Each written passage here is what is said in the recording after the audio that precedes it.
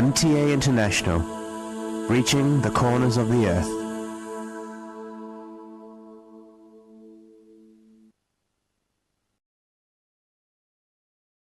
اس وقت ہم سیدنا حضرت امیر المومنین خلیفۃ المسیح رابع ایدہ اللہ تعالیٰ بنصر العزیز کا ایک تاریخی خطبہ جمعہ آپ کی خدمت میں پیش کر رہے ہیں۔ حبیبنا صلی علی محمد صلی علی حبیبنا صلی علی محمد صلی علی رسولنا صلی علی محمد صلی علی رسولنا صلی علی محمد صلی علی محمد صلی علی محمد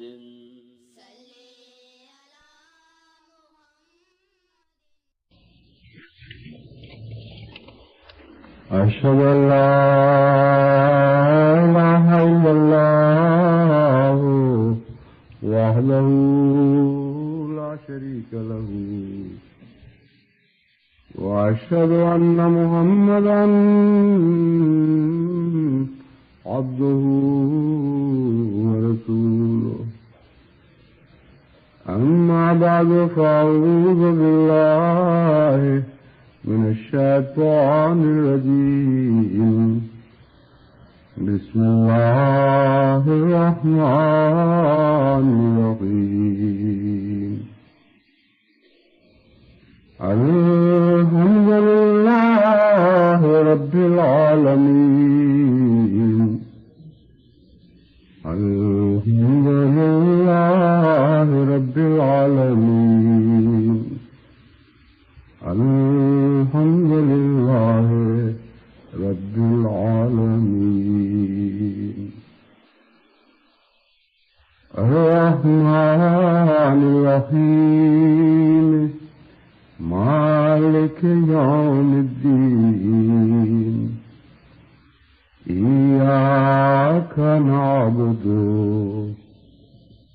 وإياك نستعين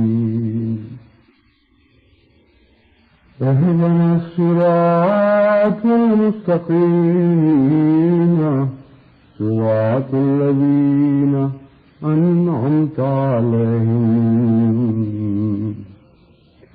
غير المغضوب عليهم ولا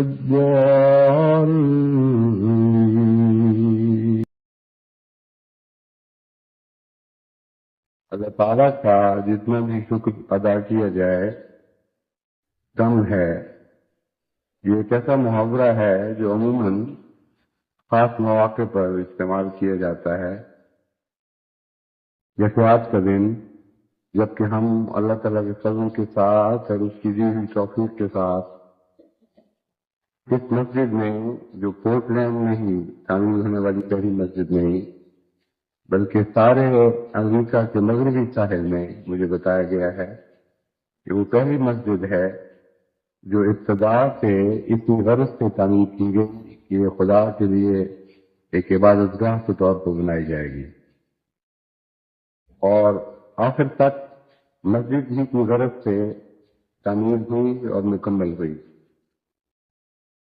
تو یہ چونکہ سارے مغربی امریکہ کے ساحل کے ساتھ بنائی جانے والی پہلی مسجد ہے، اس لحاظ سے یہ دن ہمارے لیے غیر معمولی خوشی کا دن اور غیر معمولی تشکر کا دن بنتا ہے۔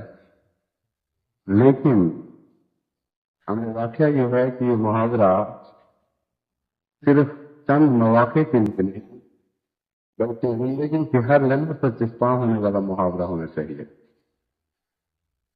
کیونکہ اگر آپ بنظر غائب دیکھیں، تدبر کریں اپنی زندگی کے حالات پر، اور زندگی کا لمحہ لمحہ جو خدا تعالیٰ نے آپ کو عطا فرمایا ہے اس پر، اس کے پس منظر پر غور کریں، تو خدا کا شکر کسی پہلو سے زندگی کسی لمحے میں بھی ادا ہو نہیں سکتا.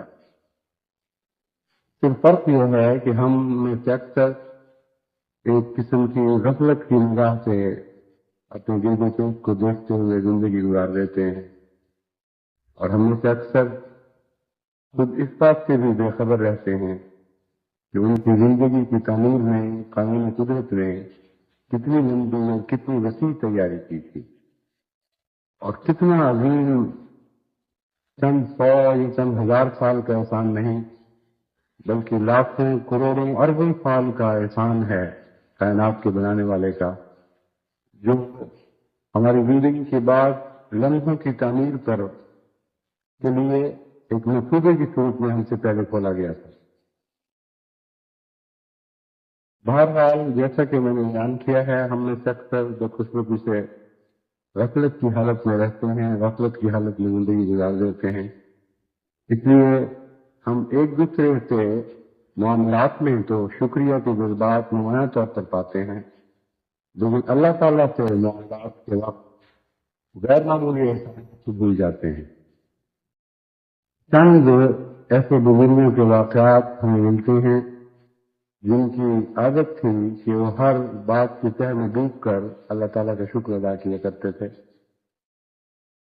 چند ایسے بزرگوں کے واقعات جب میں کہتا ہوں تو مراد یہ نہیں کہ اسلام میں صرف چند ایسے بزرگ پیدا ہوئے، بلکہ مراد یہ ہے کہ چند ایسے بزرگوں کے واقعات ہم تک پہنچے ہیں، ورنہ لاکھوں ایسے خدا کے بندے اسلام میں پیدا ہوئے ہوں گے جن کی زندگیاں تشکر کے لیے وقف تھیں، لیکن جن کے واقعات تاریخ میں ریکارڈ نہیں ہو سکے، اور جن کی عادت اپنے دلی جذبات کو اس حد تک چھپانے کی تھی کہ وہ واقعات ریکارڈ کرنے کے لیے کوئی تیار بھی ہوتا تو اس کو مہیا نہ ہوتے. ایک واقعہ ان میں سے یہ ہے کہ ایک شخص ایک بزرگ کی خدمت میں کوئی مٹھائی کا ٹوکرا لے کر آیا جس میں بہت سے لڈو تھے، اور ان کے ساتھ بہت سے شاگرد بھی بیٹھے ہوئے تھے. انہوں نے یہ لڈو اپنے شاگردوں میں تقسیم کر دیے اور ایک لڈو خود اٹھا لیا، اور شاگرد تو ایک سے زیادہ لڈو کھا کر بہت دیر پہلے فارغ ہو گئے، لیکن وہ بزرگ اس میں سے ایک ایک دانہ منہ میں ڈالتے تھے اور کچھ سوچتے رہتے تھے اور اسے دباتے رہتے تھے، یہاں تک کہ جب انتظار میں دیر ہو گئی تو ایک شاگرد نے ادب سے پوچھا کہ آپ نے تو ایک معمولی حصہ بھی لڈو کا بھی نہیں کھایا جبکہ ہم مدت سے فارغ ہو چکے ہیں، کیا بات ہے؟ کوئی خاص پریشانی کی بات تو نہیں؟ اس کے جواب میں انہوں نے کہا کہ جب میں نے پہلا دانہ منہ میں ڈالا تو مجھے خیال آیا کہ بظاہر یہ صرف ایک ہلائی کی کوشش کا نتیجہ ہے، لیکن امر واقعہ یہ ہے کہ اللہ تعالیٰ کے بہت سے قوانین اور ان قوانین کے تابع بہت سے کام کرنے والے اس لڈو کی تعمیر میں اس سے بہت پہلے حصہ لے چکے ہیں. اور میں یہ سوچ رہا تھا کہ مجھ تک خدا تعالیٰ نے یہ لڈو پہنچایا، اس سے پہلے کتنے خدا تعالیٰ کے احسانات ہیں جنہوں نے مشتمل ہو کر اس لڈو کی شکل اختیار کی ہے. انہوں نے کہا میں نے سوچا کہ ایک وقت ایک زمیندار گنے کا بیج لے کر نکلا ہوگا، پتہ نہیں کس موسم میں کس تلخی کے ساتھ وہ کھیتوں تک پہنچا، اور اس سے پہلے پھر اس نے اس کھیت کی تیاری میں بھی بہت محنت صرف کی ہوگی، پھر وہ اس نے گنے کی کلمیں اس کھیت میں کاشت کی، تو سارا سال ان کی حفاظت کی، ان کو پانی دیا، ان کی کھاد کا خیال رکھا، چوروں کے ٹکنے سے اس پوری کو بچایا. پھر وہ وقت آیا کہ اس کا کھیت ہرا بھرا ہو کر جوان ہوا اور اس قابل ہوا کہ اس کو شکر میں تبدیل کر لیا جائے. پھر اس نے وہ آلات خریدے جن کے ذریعے گنے کا رس نچوڑا جاتا ہے. انہوں نے کہا یہ یہاں تک پہنچتے ہی میرا ذہن اس طرح چلا گیا کہ جن سے وہ آلات خریدے ان آلات کی بھی تو ایک داستان ہے. جو سونا وہ لوہا کسی زمانے میں زمین میں دبا ہوا تھا جس میں اس آلے کا جز بننا تھا جس سے آخر گنے کا رس میں چھوڑا جانا تھا. وہ کس طرح خدا تعالیٰ نے انسان کو توفیق بخشی کہ وہ اس بات کو دریافت کرے کہ لوہا اس کے لیے مفید ہے. پھر اسے اس فن میں ترقی دی. سینکڑوں نسلیں اس کام میں لگی رہی یہاں تک کہ ترقی کرتے کرتے رفتہ رفتہ انسان اس قابل ہوا کہ ایسی مشین بنا سکے. کہ وہ کون لوگ تھے جنہوں نے یہ مشین بنائی، اور بالآخر جب یہ مشین تیار ہوئی تو اس تک وہ اس زمیندار تک یہ پہنچی. کیسے پہنچی اس کی بھی ایک داستان. غرضی کے وہ بتاتے رہے کہ جو میں غور کرتا چلا گیا اور شاخیں تصور کے لیے پھوٹتی رہی جن پر میرا تصور فخر کرتا رہا. اور یہ اتنا معاملہ حد سے زیادہ پھیل گیا اور وسیع ہو گیا کہ تیز سفر کرنے کے باوجود بھی میں اب تک ان تمام مراحل پر غور نہیں کر سکا جن مراحل سے گزرنے کے بعد یہ وادی بالآخر اس شکل میں مجھ تک پہنچا ہے. اور شروع سے آخر تک خدا تعالیٰ کا مقصد یہ تھا کہ یہ نعمتیں انسان کے لیے پیدا کی جائیں اور انسان شکر گزار بندہ بنے. اور قرآن کریم میں واقعتاً یہی ذکر ملتا ہے کہ ہم نے تمام کائنات کو انسان کے لیے مسخر کیا ہے. ایک لامتناہی سلسلہ ہے احسانات کا جو جتنا غور کریں اتنا کم ہونے کی بجائے پھیلتا چلا جاتا ہے، تنگ ہونے کی بجائے وسعت پذیر ہوتا چلا جاتا ہے. اور انسانی نگاہ کھوئی جاتی ہے. اور جیسا کہ قرآن کریم فرماتا ہے کہ تم غور کر کے دیکھو تم خدا کی کائنات میں کہیں کچھ تو تم کوئی رکھنا نہیں پاؤ گے. تمہاری نگاہیں واپس لوٹ آئیں گی تمہاری طرف، لیکن پھر بھی کوئی رکھنا نہیں پائیں گی. پھر غور کرو، پھر بھی نگاہیں دوڑاؤ، تمہاری نگاہیں تھکی ہاری ناکام ہو کر پھر تمہاری طرف واپس لوٹ آئیں گی، مگر خدا کی کائنات میں تم کوئی رکھنا نہیں پاؤ گے. تو یہ سفر تو لامتناہی ہے، اور یہ ممکن نہیں کہ ہر انسان ہر لمحے میں ہر لمحے کا حق ادا کر سکے، کیونکہ ایسے واقعات اور ایسی سوچوں کے لیے محرکات اگرچہ ہر وقت موجود ہیں، لیکن انسان کی زندگی کے اور بھی کام اور بھی توجہات کے مرکز ہیں. اس لیے ناممکن ہے کہ ایک لمحے پر غور کرتے ہوئے انسان ان تمام باتوں کا جائزہ لے سکے جو اللہ تعالیٰ کے احسانات کے طور پر انسان کے پس منظر میں موجود ہیں. اگر اس کا حق ادا کرنے کی کوشش کرے گا تو اگلے لمحے کا حق ادا نہیں ہو سکے گا. اگر اگلے لمحے کا حق ادا کرنے کی کوشش کرے گا تو اس سے اگلے اور اس سے پچھلے لمحوں کا حق ادا نہیں ہو سکے گا. اس لیے جب ہم یہ کہتے ہیں کہ خدا کا جتنا بھی شکر ادا کریں کم ہے، تو کسی خاص موقع پر اس محاورے کا استعمال نہیں ہونا چاہیے، بلکہ ہماری زندگی کے ہر لمحے پر یہ محاورہ چسپاں ہوتا ہے اور فی الحقیقت چسپاں ہوتا ہے اور بڑی وسعت پر گہرائی کے ساتھ چسپاں ہوتا ہے. پر آج بھی انہی لمحات میں سے ایک لمحہ ہے، انہی سات میں سے ایک ساتھ ہے جن کے شکر کا حق ہم ادا نہیں کر سکتے. مگر ایک بات ضرور ہے کہ اگر مساجد کی تعمیر کے شکر کا حق ادا کرنا ہو تو عبادت کی طرف توجہ کرنی چاہیے.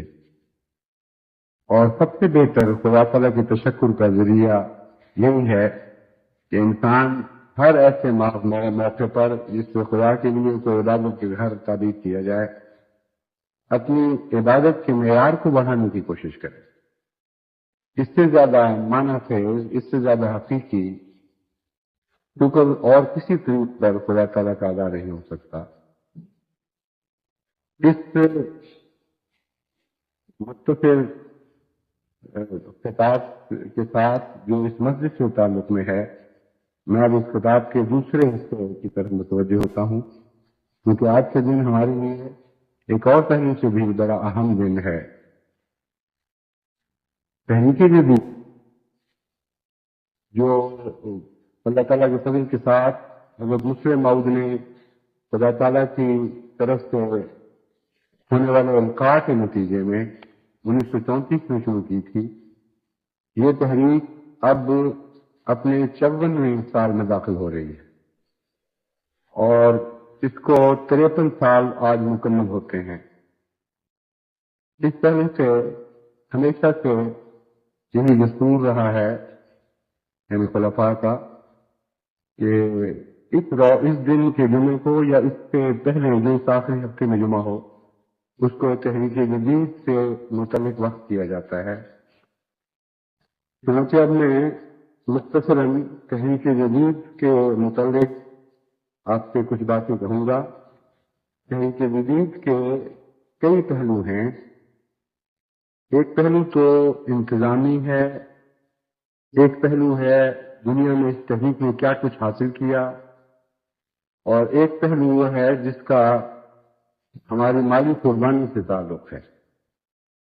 یہ خطبہ جمعہ جو آج دیا جا رہا ہے اور اس دن پہلے بھی دیا جاتا رہا ہے، اس کا تعلق پہلے جو امور سے نہیں بلکہ صرف جماعت کی مالی قربانیوں سے متعلق ہے۔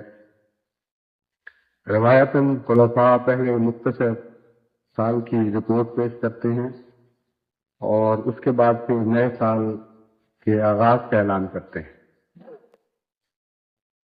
جہاں تک عمومی تاریخ کا تعلق ہے اور موازناتی تجزیے کا موازنہ کرنے کے لحاظ سے سال بسال تجزیے کا تعلق ہے، یہ بات تو ہر احمدی بڑا چھوٹا خوب اچھی طرح جانتا ہے کہ اللہ تعالیٰ کے فضل کے ساتھ ہر سال جماعت کا قدم ہر شعبے میں ترقی کی طرف رہا ہے، اور دنیا کے حالات وہ کیسے بھی ہوں کبھی بھی برے رنگ میں جماعت احمدیہ کی مالی قربانی پر اثر انداز نہیں ہو سکے۔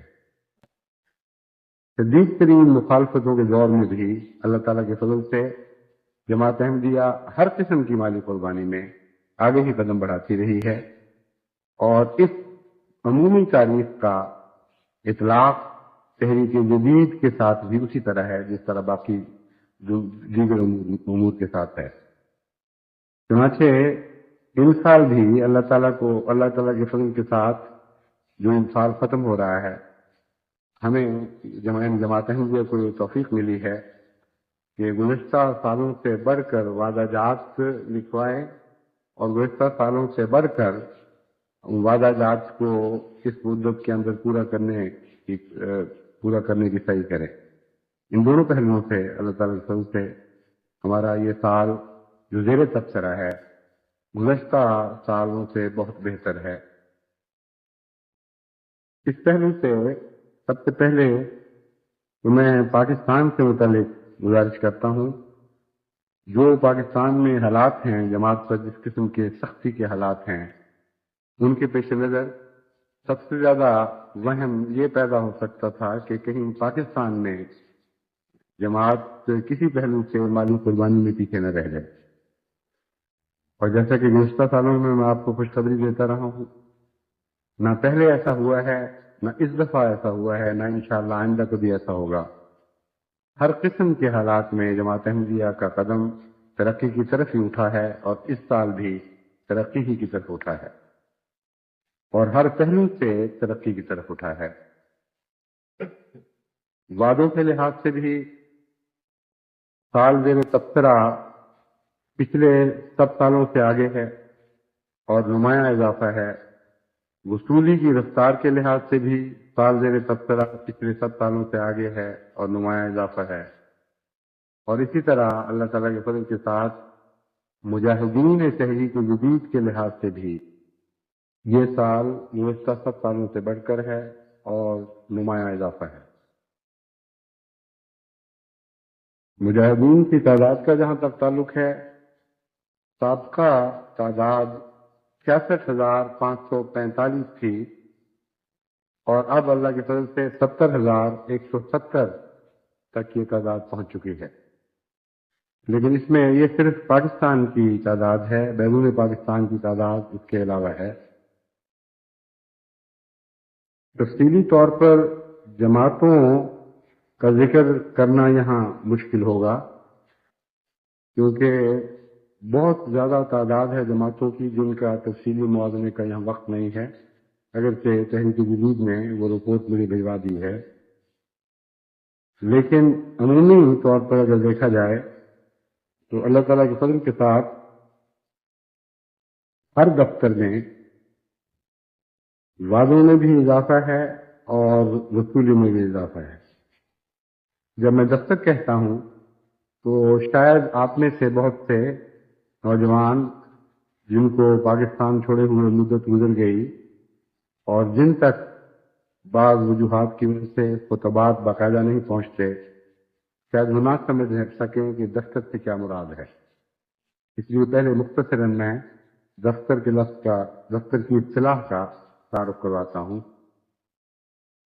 دفتر سے مراد ہے جب بھی تحریک جدید کا آغاز، جس وقت تحریک جدید کا آغاز ہوا تھا، اس سال جو لوگ وہ خوش نصیب جو اس تحریک میں شامل ہوئے تھے، ان کی جتنی تعداد تھی وہ ایک لمبے عرصے تک ایک دفتر کے سپرد رہے، یعنی تحریک جدید کا ایک دفتر ان کے اندراجات کا ذمہ دار تھا، ان کے ریکارڈ کا، ان کو یاد دہانیاں کروانے کا اور ان کے کام کو آگے بڑھانے کے لیے ہر قسم کی کوششیں کرنے کا ذمہ دار تھا۔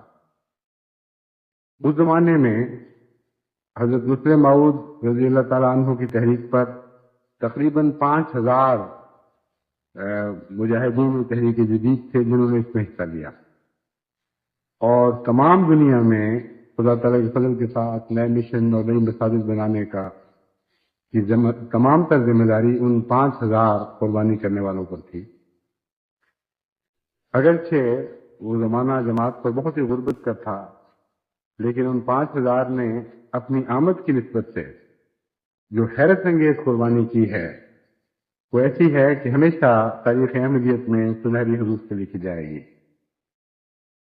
بہت ہی غریب لوگوں نے، جن کو دو وقت کی روٹی بھی میسر نہیں آتی تھی، اپنے پیٹ کاٹ کر، اپنے بیوی بچوں کی قربانی دے کر ان تحریکات میں حصہ لیا، اور جب آپ دیکھیں کہ انہوں نے کیا دیا تو بظاہر وہ ایک بہت ہی معمولی رقم نظر آتی ہے، کیونکہ ایک غریب کی قربانی اس کی توفیق کی مناسبت سے ہوا کرتی ہے۔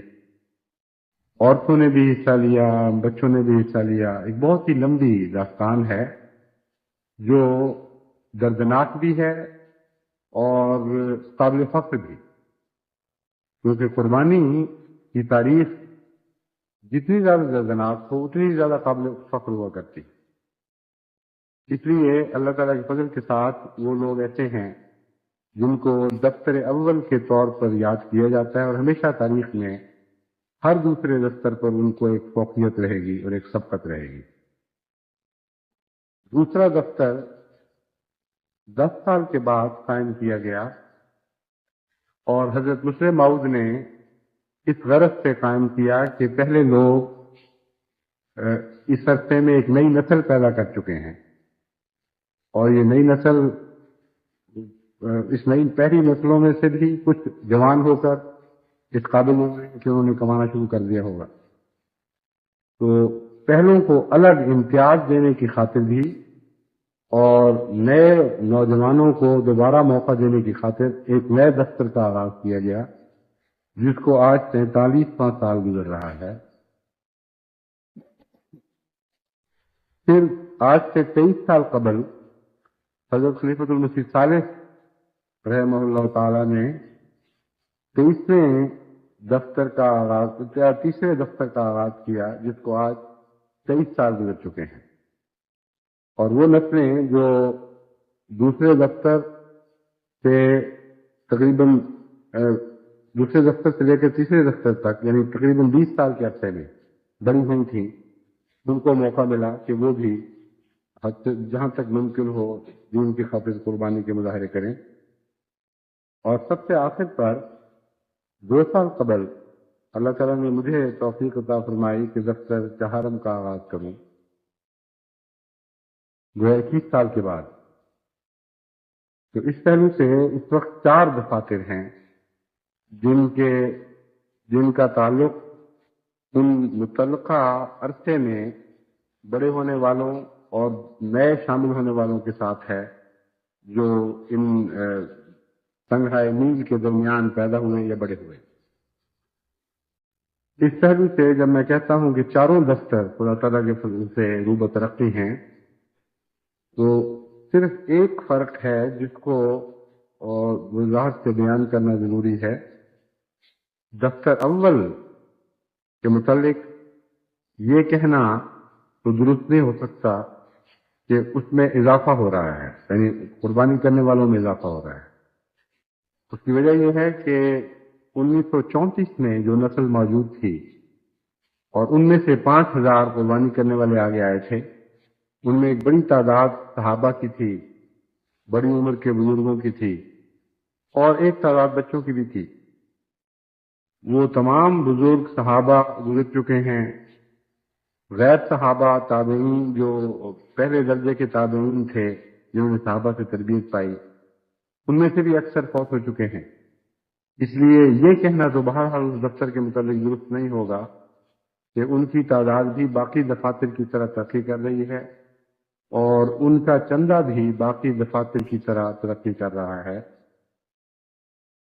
چندے کے لحاظ سے تو ممکن ہے کہ ترقی ہو، یعنی ظاہری معنوں میں کہ جو تھوڑے سے رہ گئے ہیں ان کی توفیق بہت بڑھ چکی ہے، لیکن تعداد کے لحاظ سے تو یقیناً ہم نہیں کہہ سکتے کہ تعداد زیادہ ہو رہی ہے۔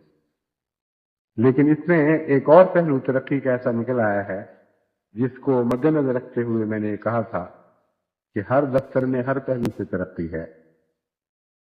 چند سال پہلے، تقریباً 3 سال پہلے، میرے دل میں یہ تحریک پیدا ہوئی کہ دفتر اول میں شامل ہونے والوں کی قربانیاں اگر تو روپے پیسے میں جانچی جائیں تو بہت ہی معمولی دکھائی دیں گی دنیا کو، لیکن اگر آمد کی نسبت اور حالات کے موازنے کے ساتھ ان کو غور کیا جائے اور اس اخلاص کے پہلو سے دیکھا جائے جو قربانی کے وقت ایک قربانی کرنے والا اپنی قربانی میں شامل کر دیتا ہے، تو ان جیسا کوئی دفتر قیامت تک اور کبھی پیدا نہیں ہوتا۔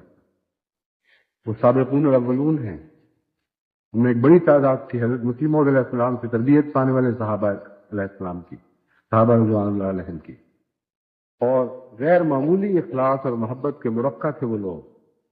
ایسی تصویریں ہیں جو بار بار آسمان کو دکھائی نہیں دیا کرتی۔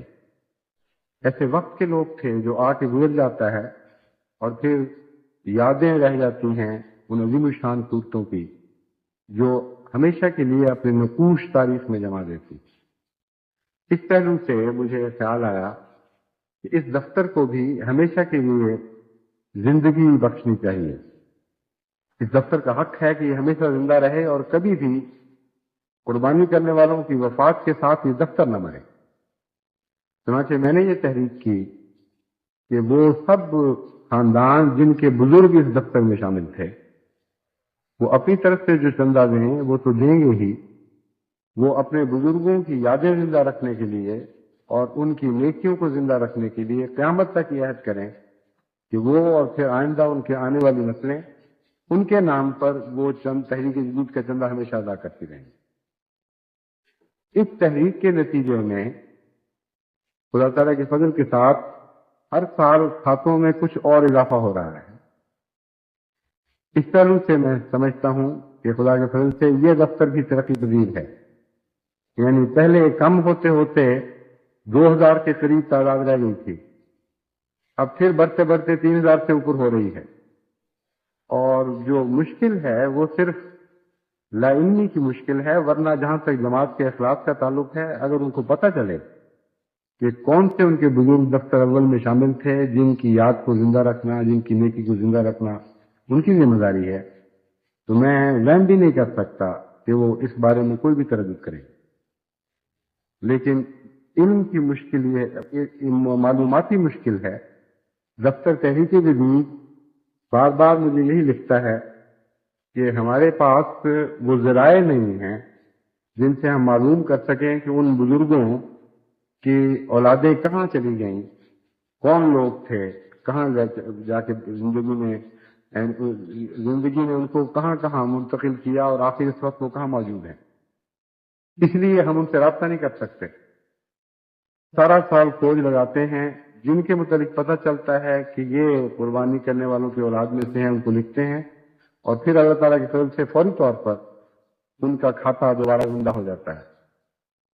اس سلسلے میں نے تحریک کو یہ نصیحت کی تھی کہ آپ ان کے نام پتے، ان خاندانوں کا ذکر جہاں تک آپ اکٹھا کر سکتے ہیں وہ شائع کر کے دنیا کی ساری جماعتوں میں بھجوائیں، تاکہ جماعتیں اعلان کریں کہ ہمارے پاس اولین قربانی کرنے والوں میں سے وہ لوگ جو وفات پا چکے ہیں، جن کے کھاتے بند ہیں، ان کی لسٹیں آ گئی ہیں. ان کے آباء، ان کا ذکر، کس گاؤں کے تھے، ان کا خاندان کون سا تھا، یہ ساری معلومات حاصل ہو چکی ہیں. اور اگر کسی احمدی دوست کو دلچسپی ہو معلوم کرنے کے لیے کہ کہیں ان کے آباء و اجداد کو اس قابل فخر کہیں تو نہیں کہنا چاہیے، کہ یہ تمنا ہو کہ اپنے آباء و اجداد کا نام بھی اس قابل فخر فہرست میں دیکھیں تو وہ ہم سے معلوم کریں. اور علاوہ ازیں بھی جہاں تک ممکن ہے تھوڑا تھوڑا کر کے بار بار ہر خاندان تک وہ فہرست پہنچانی چاہیے. ہاں وہ کوئی دیکھنے کے لیے دیکھنے کے لیے توجہ کرے یا نہ کرے، وقت دے یا نہ دے، جماعت کو چاہیے کہ پھر وہ فہرستیں تمام احباب تک پہنچائیں اور ان کو بتائیں کہ کون کون لوگ تھے. اس طرح امید ہے کہ انشاءاللہ تعالی سارے کے سارا کھاتا یک دفعہ زندہ ہو جائے گا. لیکن میرے علم میں ابھی تک تحریک جدید کی طرف سے یہ رپورٹ نہیں آئی کہ انہوں نے یہ محنت کی ہو. اس لیے میں نہیں جانتا کہ وہ کس رنگ میں تلاش کر رہے ہیں، کس طرح تلاش کر رہے ہیں. لیکن کوئی ایسا مشکل کام نہیں ہے جو ہو نہ سکتا ہو. اس لیے میں یہ کام اب تحریک جدید انجمن کے سپرد کرتا ہوں، نہ کہ شعبہ مال کے، کہ وہ اپنے ایجنڈے پر اس بات کو رکھے اور ان فہرستوں کا موازنہ کر کے مطمع نظر یہ بنائے کہ ایک بھی مجاہد اول، یعنی دفتر اول سے تعلق رکھنے والا مجاہد ایسا نہ ہو جس کا کھاتا مردہ رہے. اس سے پہلے میں نے یہ بھی تحریک کی تھی کہ اگر ایسے کھاتے رہ جائیں تو مجھے لکھیں، جو ہر کوشش کے باوجود پھر بھی کسی طرح بھی زندہ نہیں ہو سکے. اللہ تعالیٰ نے جتنی مجھے توفیق دی ہے میں اس میں حصہ لوں گا، اور جماعت کے دیگر مخلصین جو میری مدد کے لیے تیار ہوں گے وہ حصہ لیں گے. تو اس رنگ میں ہم بالآخر اس مقصد میں کامیاب ہو جائیں گے کہ سارے کا سارا دفتر اول کا کھاتہ زندہ ہو جائے. اس بارے میں بھی تحریک جدید کی طرف سے اس سال جو رپورٹ آئی ہے اس میں کوئی ذکر نہیں ملتا. اس لیے تحریک جدید انجمن کو چاہیے کہ ان امور پر غور کر کے مجھے 2-3 مہینے کے اندر اندر اپنی کوششوں سے مطلع کرے. باقی جہاں تک ترقی کا تعلق ہے،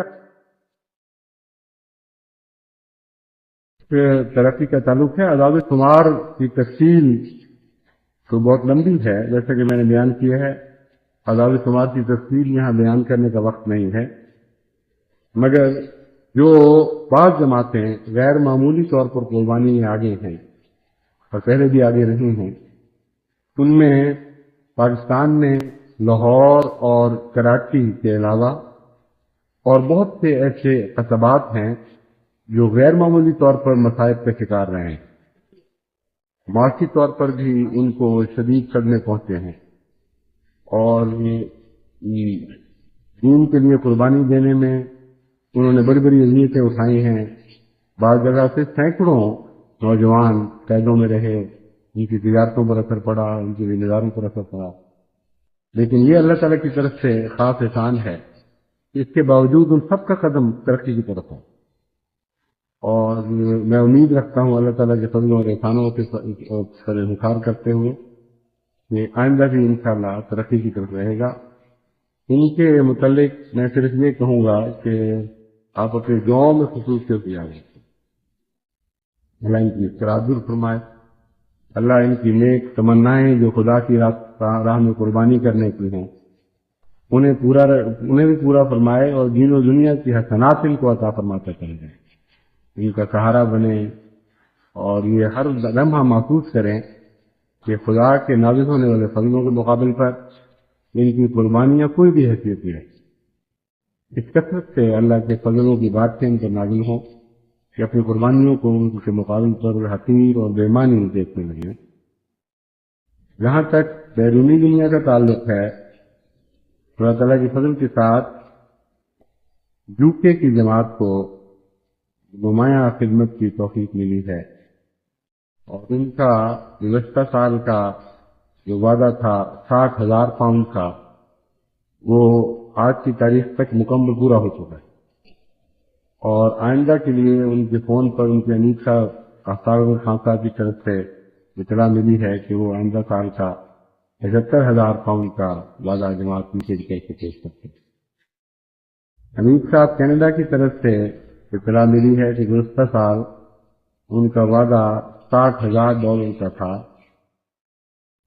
نئے سال کے لیے وہ $75,000 کا وعدہ پیش کرتے ہیں، لیکن یہاں انہوں نے یہ نہیں بتایا کہ گزشتہ $60,000 کا وعدہ پورا ہو چکا ہے کہ نہیں۔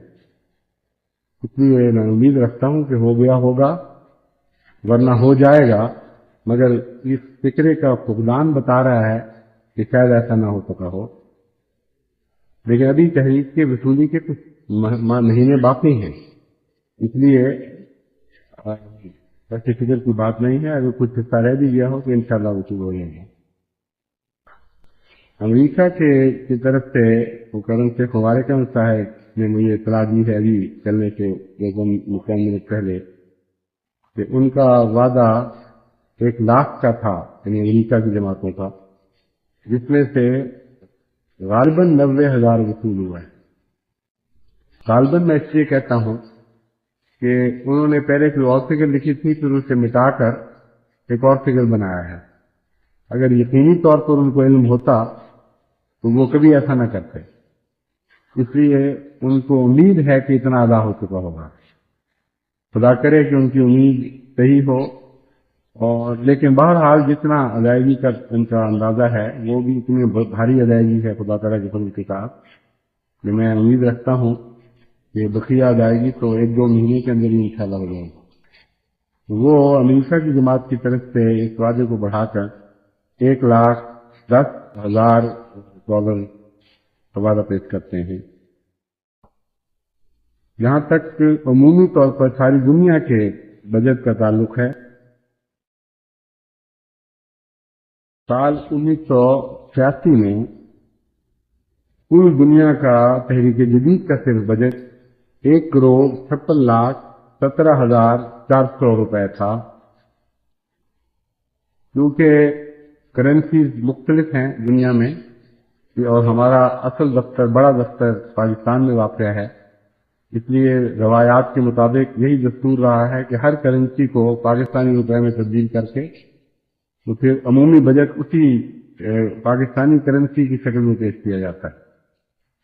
اس پہلو سے جب میں کہتا ہوں روپے تو مراد یہ ہے کہ ہر ملک نے اپنے اپنے رنگ میں اس میں حصہ لیا ہے، لیکن اس کا اگر پاکستانی روپے میں کنورٹ کریں، تبدیل کریں تو یہ رقم بنے گی۔ اور جہاں تک وصولی کا تعلق ہے، ان سال یہ وصولی اس سال کا تعلق ہے، یہ وعدہ بڑھ کر اس سال سے مراد ہے جو سال اب گزر چکا ہے، آج ختم ہوا۔ سال کے اختتام تک یہ وعدہ بڑھ کر 1,94,39,000 روپے ہو چکا تھا۔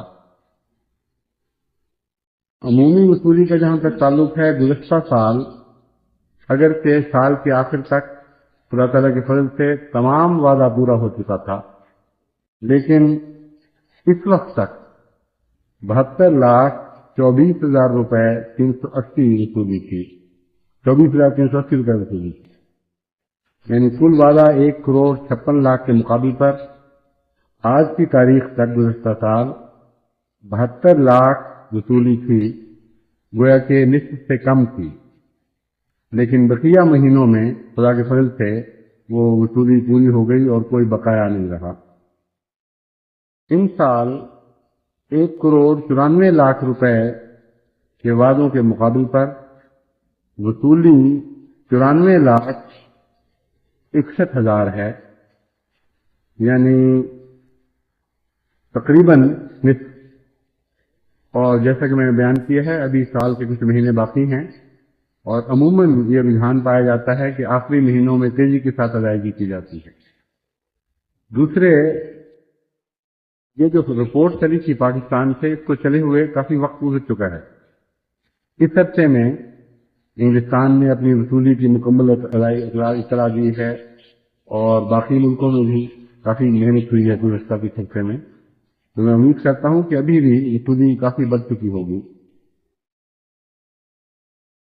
جہاں تک کل تعداد چندہ دینے والوں کی ہے اس لحاظ سے ابھی بہت کام کی گنجائش ہے خصوصاً پاکستان سے باہر، کیونکہ اگرچہ پاکستان کے باہر کا چندہ اللہ تعالیٰ کے فضل سے بہت اچھا خوشگوار ہے، لیکن وہ مجاہدین جو چندوں میں حصہ لے رہے ہیں، تحریک کے چندوں میں میری مراد ہے، ان کی تعداد ابھی پاکستان کی تعداد سے بہت ہی پیچھے ہے.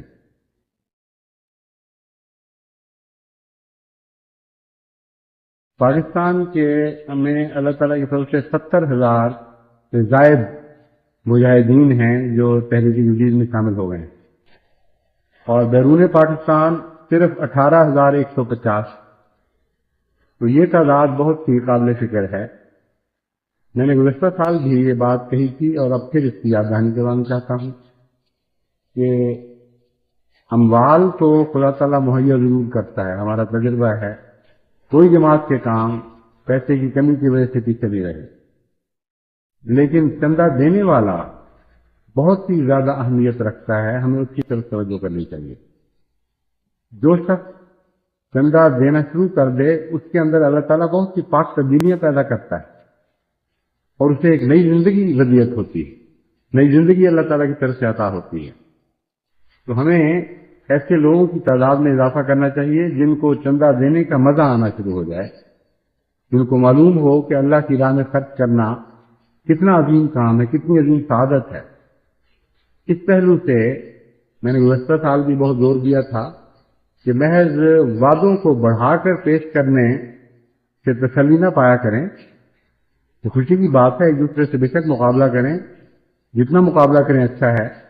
کہ امریکہ آگے بڑھ گیا، کہ کینیڈا آگے بڑھا، کہ انگلستان آگے بڑھا، یہ مقابلہ برا نہیں، کیونکہ ہمارے اسلام مسلمانوں کے تعمیر کا مقصد یہ ہے، مسلمانوں کے بنائے جانے کا مقصد یہ ہے. فاستبقوا الخیرات، ایک دوسرے سے نیکیوں میں مقابلہ کرو اور آگے بڑھو. مگر اس سے بڑھ کر ضروری یہ ہے کہ یہ مقابلہ کریں کہ آپ کے ملک میں جتنے افراد جماعت ہیں وہ کتنی جلدی سارے کے سارے تحریک جدید کے چندے میں شامل ہو چکے. یہ جو مقابلہ ہے کہ 100% احباب جماعت کو، مردوں، عورتوں اور بچوں کو تحریک جدید میں شامل کر لیا جائے، یہ بہت ہی عظیم مقابلہ ہے.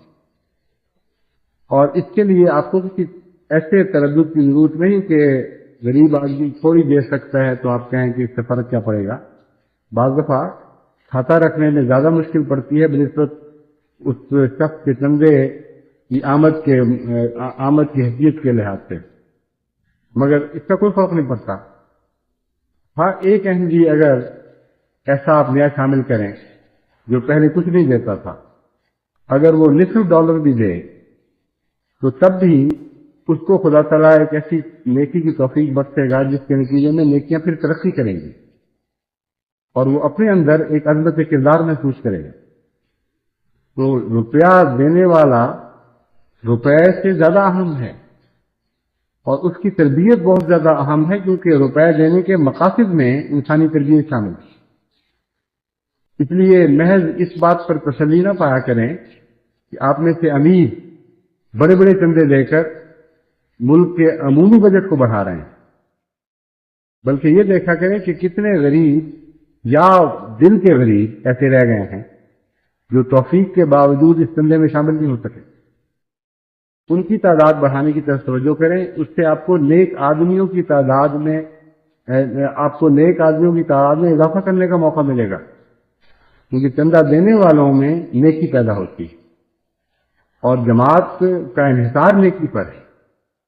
اگر ہم زیادہ نیک آدمی بنا سکتے ہیں تو اتنی زیادہ جماعت ترقی کرے گی. اس پہلو سے اپنے کمزوروں پر رحم کریں اور ان کے لیے باقاعدہ سارا سال کوشش کرتے رہا کریں کہ ان کی تعداد میں اضافہ ہو. یہ رپورٹ مجھے نہیں ملتی اور اس سے مجھے اندازہ ہو جاتا ہے کہ اس پہلو سے سکم ہے. کیونکہ جماعتوں میں رپورٹ بھیجنے کا رجحان یہ ہوتا ہے کہ جس چیز میں وہ کوئی قابل فخر کام کریں اس کو اوور ایمفیسائز کر دیتے ہیں، یعنی زیادہ بڑھا کے بیان کرتے ہیں. بڑھا کے واقعات سے نہیں بلکہ نمایاں رنگ میں میں کہنا چاہتا ہوں، تاکہ میری نظر اس پر پڑے اور میرا دل خوش ہو اور ان کی نیت بھی نیک ہوتی ہے تاکہ ان کے لیے دعا دل سے نکلے کہ بہت اچھا کام کر رہے ہیں. جو پہلو کتنا رہ گئے ہوں ان کا ذکر ہی نہیں کرتے تاکہ دماغ میں یہ خیال ہی نہ جائے کہ کوئی خلا ہے، اور وہ یہ بھول جاتے ہیں کہ اس طرح میری نظر سے ان کی کوئی بات بھی اوجل نہیں ہو سکتی، کیونکہ اللہ تعالیٰ نے مجھے مزاج ہی یہ عطا فرمایا ہوا ہے کہ میں سارے پہلوؤں کو نظر ڈال کے رپورٹ دیکھتا ہوں. اگر بعض پہلوؤں کا ذکر نہ ہو تو مجھے یقین ہو جاتا ہے کہ اس پہلو میں کام ہی نہیں ہوا، ورنہ وہ ذکر کرتے. اور میں نے نصیحت کی تھی گزشتہ سال بھی کہ آپ اپنے ہاتھ سے یہ لکھ دیا کریں کہ ہم نے اس معاملے میں ابھی تک کوئی کام نہیں کیا، اس میں برکت یہ قول سدید ہے. اس سے آپ کو ایک کام کی طرف بار بار توجہ پیدا ہوگی اور وہ خلا بھرنا شروع ہو جائے گا. جب آپ اپنی کمزوری چھپانے کے لیے ایک جگہ سے چھلانگ لگا کر دوسری جگہ پہنچتے ہیں اور بیچ میں ایک خلا پیدا کر دیتے ہیں تو جو مقصد ہے وہ تو پورا نہیں ہوا. نہ مجھے دھوکہ دیا جا سکا، نہ خدا کو کوئی دے سکتا. تو بے مقصد ایسی غلطی کر رہے ہیں جس کا آپ کو اپنا نقصان ہے. آپ اگر یہ لکھتے کہ اب آگے جا کر مجھے برج کرنا پڑے گا، بیچ میں ایک خلا آ رہا ہے، بدقسمتی سے ہم اس خلا کو پور نہیں کر سکتے. ہر رپورٹ میں اگر یہ لکھا جائے تو انسانی ضمیر آخر کو چوکے دیتا ہے، توجہ دلاتا ہے، پھر انسان کوشش کرتا ہے کہ اس خلا کو کسی رنگ میں پور کرے اور اس کے نتیجے میں ترقی ہوتی ہے. تبھی خدا تعالیٰ نے فلاح کی راہ یہی بتائی ہے کہ قول سدید اختیار کریں. تو میں جماعتوں سے یہ بھی توقع رکھتا ہوں کہ جو تحریک جدید کے ٹارگٹ مقرر کیے جاتے ہیں ان میں اگر وہ بدقسمتی سے کسی پہلو سے پیچھے بھی رہ گئے تو خام خواہ اس کو چھپانے کی کوشش نہ کیا جائے. ضرورت کے ساتھ صاف لکھا کریں. اس کے نتیجے میں بھی تو دعا پیدا ہوتی ہے. یہ بات وہ بھول جاتے ہیں. وہ سمجھتے ہیں کہ صرف اچھے کاموں کے لیے دل سے دعا نکلتی ہے، وہ میں پڑھتا ہوں دل خوش ہو جاتا ہے. حالانکہ جو کمزور کام ہے ان پر بعض دفعہ زیادہ دردناک دعا دل سے نکلتی ہے. اس بارے میں بھی خدا ان کو توفیق عطا فرما دے. اس بارے میں بھی اللہ تعالیٰ ان کی ہمتیں بڑھائے، ان کی توفیق میں وسعت عطا فرمائے. تو بعض دفعہ کمزوری دیکھ کر زیادہ درد مند دعا دل سے اٹھتی ہے. اس لیے دعا تو دونوں صورتوں میں ملنی ہے. جب آپ خلا پیدا کریں گے تو ایک پہلو سے دعا میں بھی خلا پیدا ہو جائے گی. امید رکھتا ہوں کہ ان شاء اللہ تعالیٰ آئندہ سال اس بات پر غیر معمولی زور دیا جائے گا. ہر احمدی مرد، عورت، بچہ جہاں تک ممکن ہے تحریک جدید کی قربانیوں میں شامل ہو، خواہ بہت تھوڑا دے کر، کیونکہ اس کے نتیجے میں اس کا مستقبل بنے گا. اس کے اندر قربانی کا جذبہ پیدا ہوگا، ایک احساس سے ذمہ داری پیدا ہوگا اور جماعت کو پہلے سے بہت زیادہ تعداد متقی لوگوں کی نصیب ہو جائے. اللہ کرے کہ ایسا ہی ہو اور یہ جماعت ہر پہلو سے خدا کی نظر میں رکھتی ہے. ہماری رپورٹوں کی نظر سے نہیں بلکہ خدا کی نظر ہمارے ہر شعبے پر محبت اور پیار سے پڑ رہی ہو. یہ بندے میری خاطر کام کرتے ہوئے ہر شعبے میں میرے قریب تر ہوتے چلے گا.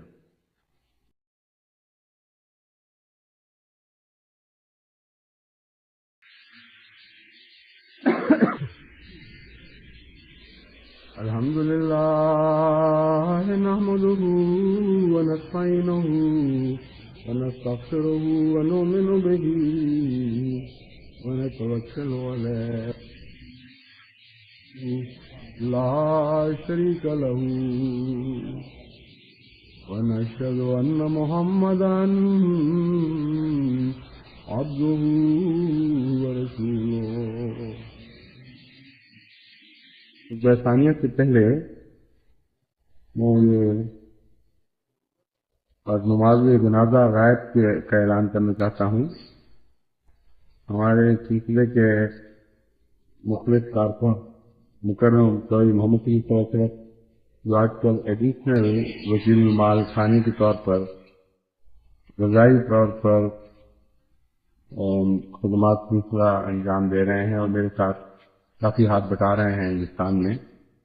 ان کے والد میاں فتح محمد صاحب جو مکرم غلام محمد صاحب اختر سابق ناظر اعلیٰ مرحوم کے بڑے بھائی تھے، ان کی وفات کی اطلاع ملی ہے.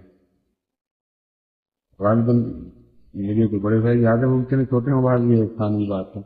ان کے بھائی سے باہر ان کے بیٹے مکرم اشرف صاحب ان کے جنازے کی قبولیت کے لیے پاکستان چلے گئے ہیں. جانے سے پہلے یہ پیغام دے گئے تھے کہ ان کی نماز جنازہ غائب پڑھائی جائے. اسی طرح ایک بزرگ احمدی خاتون شہزادی حلیمہ اعظم صاحبہ جو مصریہ تھیں اور ڈاکٹر رشید اعظم صاحب چیلے کی اہلیہ تھیں، وہ وفات پا گئی ہیں. یہ ڈاکٹر ماسٹر نویر حسین صاحب چوکائی مرہم عیسیٰ والے کی چھوٹی بیٹی تھیں، ان کی بھی نماز جنازہ غائب ہوگی. ایک ہمارے سلسلے کے پرانے خادم دین مکرم راجہ محمد نواز صاحب، جن کے ایک بیٹے آج کل ناروے میں ہیں اور ایک جیلن میں بڑے اچھے لکھے، اچانک ان کی وفات کی بھی اطلاع ملی ہے. یہ جلسے پر تشریف لائے تھے اور بہت اچھی صحت تھی اس وقت، کوئی فکر والی بات نظر نہیں آ رہی تھی، مگر خدا کا وقت تو کی مرضی ہے جب بلاوا آ جائے. انشاءاللہ نماز جمعہ کے ایمان بعد ان تینوں کی نماز جنازہ غائب ہوگی.